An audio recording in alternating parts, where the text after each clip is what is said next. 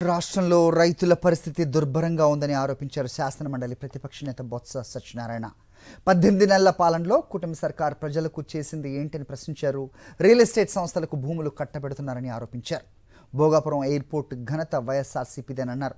భోగాపురంలో బాబు ఎందుకు భూసేకరణ చేయలేకపోయారని ప్రశ్నించారు బొత్స. ఎందుకు మీరు మొక్కజొన్నకు సంబంధించిన మార్కెట్ ద్వారా కేంద్రాలను ఎందుకు మీరు ఏర్పాటు చేయట్లేదు? ఇప్పటికే 2200 2300 అమ్మవస్తున్నది 1500 1400 1600 అమ్ముకునేది. మరి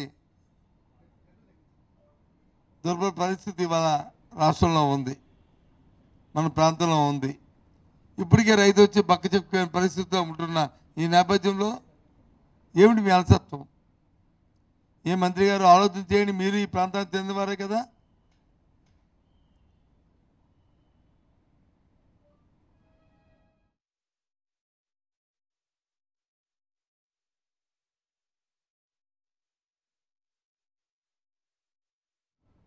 పెద్ద పెద్ద బడాబాబుల గురించి ఆలోచన చేస్తుంటారు.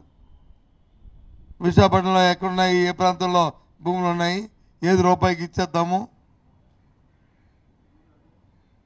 దాని నుంచి ఏ విధంగా బ్యాక్డోర్లో దోచుకు తిందాము అన్న ఆలోచన.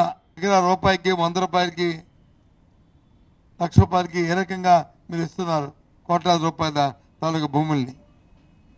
ఎప్పుడు ఈ రాష్ట్రంలో ఇలాంటి కార్యక్రమాలు జరిగినాయా?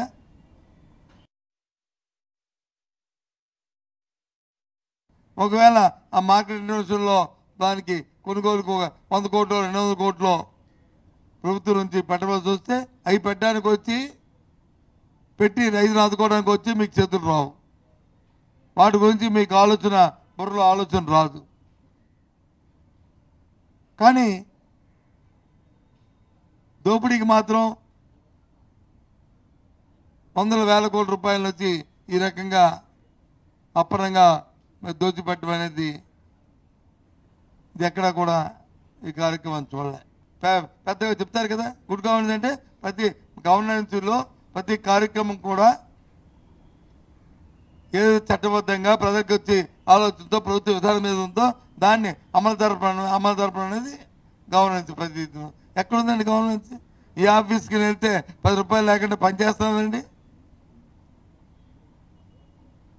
మీరేనండి రోజు చంద్రబాబు నాయుడు గారు చెప్తారు కదా, ముఖ్యమంత్రి గారే టీవీలోను వాటిలోను క్యాబినెట్లోను పైన చెప్పడం కూడా. నాయకుడు అనేవాడు చెప్తాను, నాయకుడు అనేవాడు చర్య తీసుకుంటాడు, కథలు చెప్పడం నాయకుడు అనేవాడు.